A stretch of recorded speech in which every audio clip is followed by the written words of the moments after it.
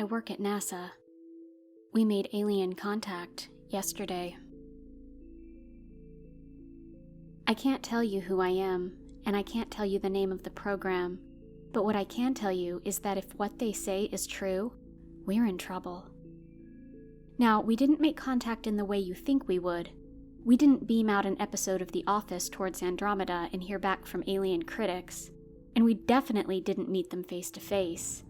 We found another way to communicate, something apparently ancient humans had figured out as well. There are countless dilapidated ancient structures around the world, and some of them, not all, but some, were communication arrays. At least a handful on each continent. I'm sure you'll be able to think of a few after I describe what we did. We've been working on this technology for a while. There has been a long-standing theory that sound has a much larger part in the universe than just being random vibrations. That the universe is simply a bunch of vibrations and sound, and if you find a way to manipulate those vibrations properly, you could do things that seem impossible. We proved that yesterday. By creating an extremely precise echo chamber and playing certain frequencies into it at precisely the right volumes and the exact right timings, we broke some sort of barrier. Nothing really happened, visually at least. We had run countless tests like these with tiny, minute differences, and this one seemed pretty mundane. There was a slight, unnatural thrumming. The glass between us and the echo chamber shook in regular intervals as if we were playing a bass-heavy song too loudly. The first thing that tipped us off that something was happening was that once we turned the speakers off, the thrumming didn't stop. My 3 coworkers and I could all feel this thrumming in our chests still, kind of like being next to a very loud drum. We talked for a moment before we all fell silent. There was something else now. It wasn't a voice.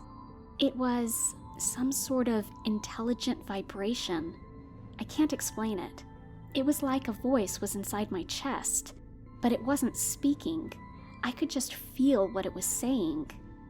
My cohorts and I debated on the exact wording afterwards, but we all agreed on the overall messages each time. Like I said, they weren't really talking, so I'll do my best to phrase it in ways that get across what they said in the way they said it. "Whoa! You guys are back!" is what I felt in my chest. My colleagues and I stared at each other in utter confusion. One of them spoke up. "Hello?" he said hesitantly. There was silence for a moment before the thrumming spoke back. "I think we have it set right now. Say that again?"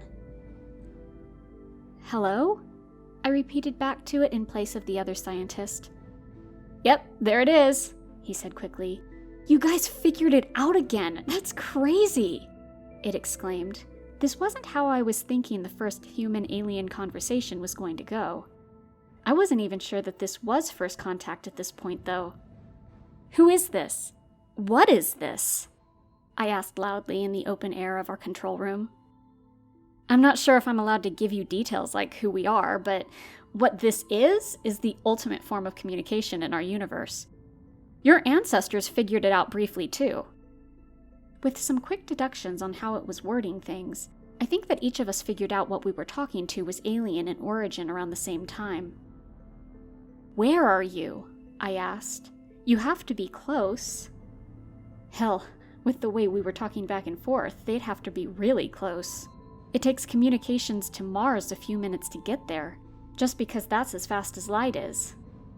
If we were talking this quickly back and forth, they basically had to be on Earth. "I guess you wouldn't know. We didn't tell your ancestors. We didn't think they'd get it. Let me do some math real quick." It was about a minute before it spoke again. "What you see as your observable universe, that's not the whole universe. Not even close. Multiply that by about 15, and that's about how far we are away. And there's a lot past that." We all looked at each other. It was speaking utter bullshit to us now. That was impossible. We'd never be able to communicate, ever. Physically impossible. We explained that to the chest voice, and we were met by an equal level of confusion. Why are you still using light as a yardstick? It asked incredulously. Suddenly, its voice grew slightly dire. You're still not advanced enough. You don't even know. Know what? One of my friends asked. You are dead center in the life abyss. There is no life on any planet around you. For more than 10 of your observable universes around you in any direction, it's a universal mystery how you're even alive. It spoke grimly.